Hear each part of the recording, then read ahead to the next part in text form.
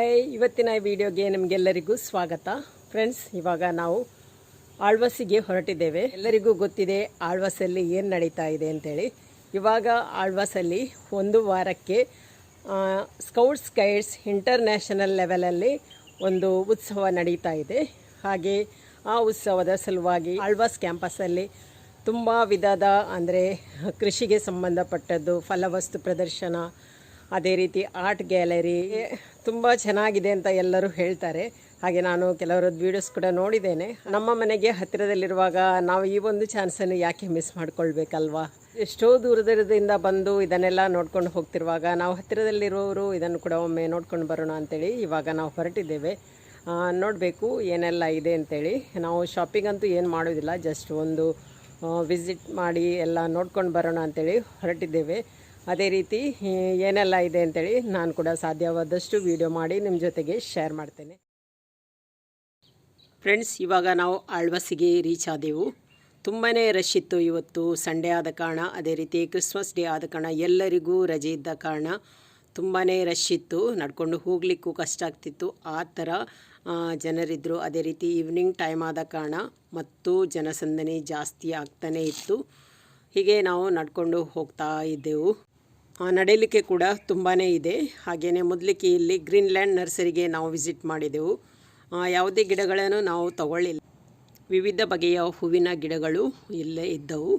ತುಂಬಾ ಖುಷಿ ಆಗ್ತಾ ಇತ್ತು ನೋಡಲಿಕ್ಕೆ. ಅದೇ ರೀತಿ ಎಲ್ಲವನ್ನು ನೋಡ್ತಾ ಹೋಗ್ತಿದ್ದೆವು ನಾವು.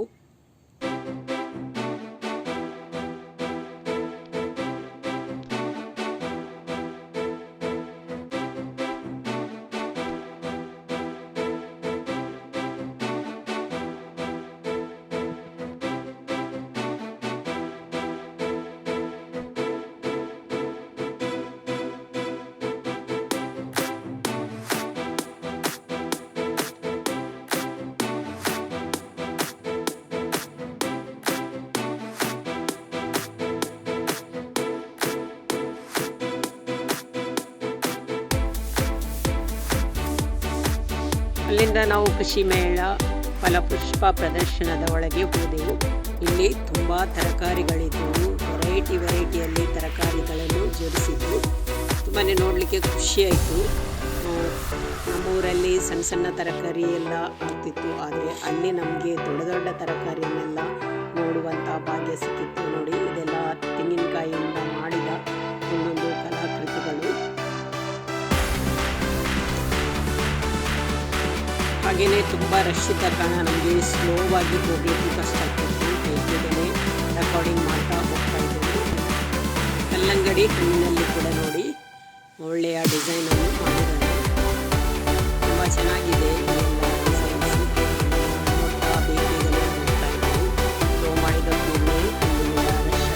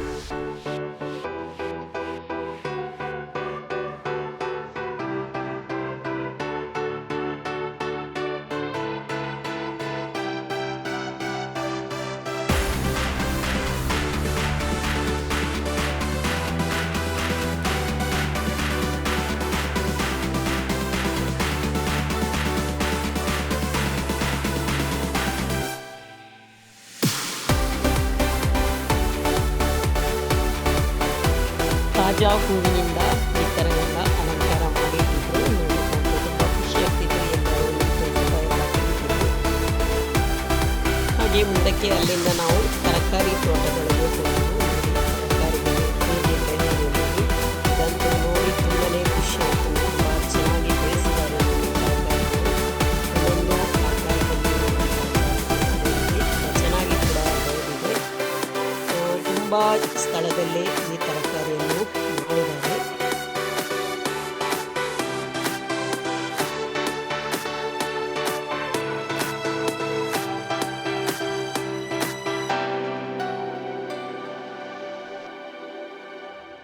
ಒಂದು ಕಡೆ ತರಕಾರಿ ತೋಟ ಆದರೆ ಇನ್ನೊಂದು ಸೈಡಲ್ಲಿ ಈ ಚೆಂಡು ಹೂವಿನ ಗಿಡಗಳು, ಅದೇ ರೀತಿ ಅದರಲ್ಲಿ ತುಂಬ ಹೂಗಳು ಕೂಡ ಬಿಟ್ಟಿದ್ದವು, ಎಲ್ಲರನ್ನು ಆಕರ್ಷಿಸುವಂತಿತ್ತು. ಹಾಗೆಯೇ ಈ ತೋಟದ ಇನ್ನೊಂದು ಸೈಡಲ್ಲಿ ಒಂದು ಹಾಲ್ ಕೂಡ ಇದೆ. ಅಲ್ಲಿ ಪ್ರೋಗ್ರಾಮ್ಸ್ ಎಲ್ಲ ನಡೀತಾ ಇತ್ತು.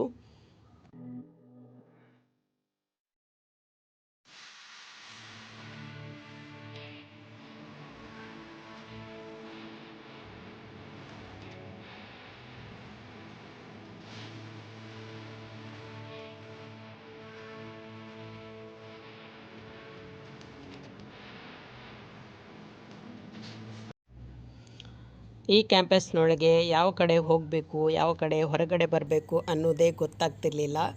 ರಶ್ ಅಂತೂ ಜಾಸ್ತಿ ಇದ್ದ ಕಾರಣ ಇನ್ನೂ ಕೂಡ ಸ್ವಲ್ಪ ಕನ್ಫ್ಯೂಸ್ ಆಗ್ತಿತ್ತು. ನೋಡಿ, ಇಲ್ಲಿ ಕೂಡ ಹೂಗಳಿಂದ ಚೆನ್ನಾಗಿ ಅಲಂಕಾರ ಮಾಡಿದ್ದಾರೆ. ಅದನ್ನು ಕೂಡ ನಾನು ನಿಮಗೆ ಹತ್ತಿರದಿಂದ ತೋರಿಸ್ತೇನೆ. ಇದಂತೂ ತುಂಬ ಆಕರ್ಷಣೀಯವಾಗಿತ್ತು ನೋಡಿ.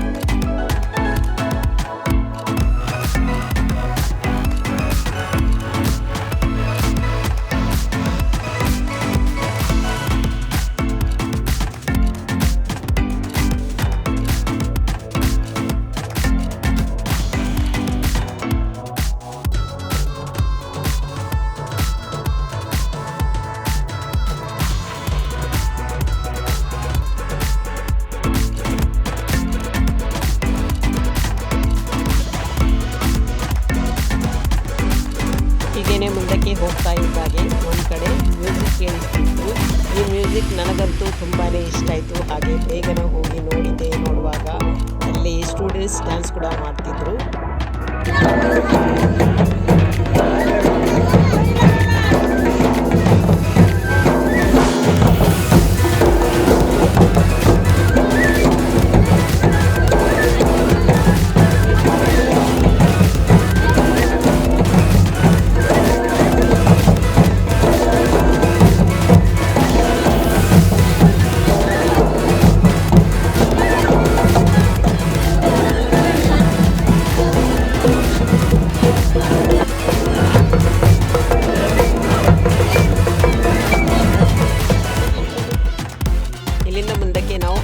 ಗ್ಯಾಲರಿ ಕಡೆ ಹೋಗ್ತಾ ಇದ್ದೀವಿ.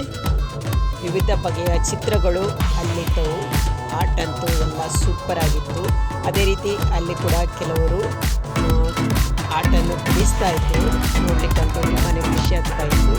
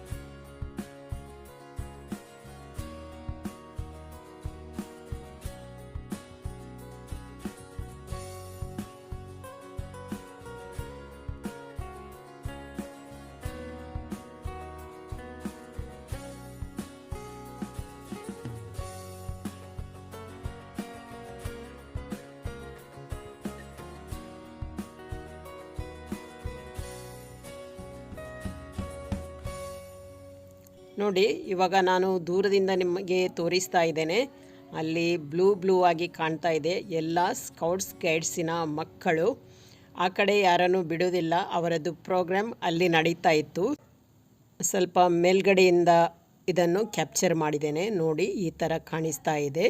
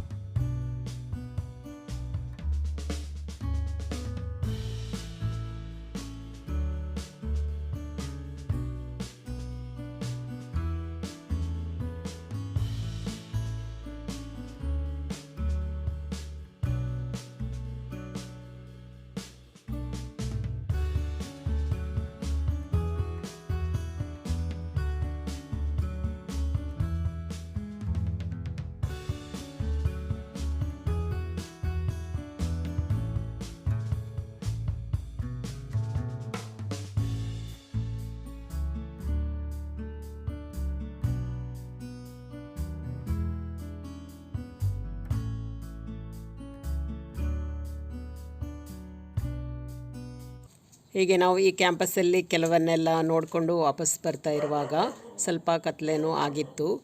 ಲೈಟಿಂಗ್ಸ್ ಎಲ್ಲ ಆನ್ ಆಗಿತ್ತು. ನೋಡಿ ಈ ಥರ ಕಾಣ್ತಾ ಇದೆ. ತುಂಬ ಚೆನ್ನಾಗಿದೆ, ನೋಡಲಿಕ್ಕಂತೂ ಖುಷಿಯಾಯಿತು. ಅದೇ ರೀತಿ ಹತ್ತಿರದಲ್ಲಿದ್ದು ನೋಡದಿದ್ದರೆ ನಾವು ಇದನ್ನು ಮಿಸ್ ಮಾಡಿಕೊಂಡೆವು ಅನ್ನೋ ಒಂದು ಫೀಲಿಂಗ್ ಬರ್ತಿತ್ತು. ಆದರೆ ನೋಡಿ ತುಂಬಾ ಖುಷಿಯಾಯಿತು. ನಾವಿಲ್ಲಿ ಟೋಟಲಾಗಿ 1-2 ಗಂಟೆ ಮಾತ್ರ ಸ್ಪೆಂಡ್ ಮಾಡಿದೆವು. ಬೇಗನೆ ನೋಡಿಕೊಂಡು ವಾಪಸ್ ಬಂದೆವು. ಅದೇ ರೀತಿ ತುಂಬಾ ರಶ್ ಕೂಡ ಜಾಸ್ತಿ ಆಗ್ತಾ ಇತ್ತು. ಹಾಗೆ 4 ಗಂಟೆಗೆ ಮನೆಯಿಂದ ಹೊರಟವರು 7 ಗಂಟೆಗೆ ವಾಪಸ್ ಮನೆಗೆ ರೀಚ್ ಆದೆವು. ಇನ್ನೂ ಕೂಡ ಕೆಲವು ಕಡೆ ನೋಡಲಿಕ್ಕೆ ಬಾಕಿ ಇತ್ತು, ಅದನ್ನು ನಾವೆಲ್ಲ ನೋಡಲಿಲ್ಲ, ವಾಪಸ್ ಬಂದೆವು.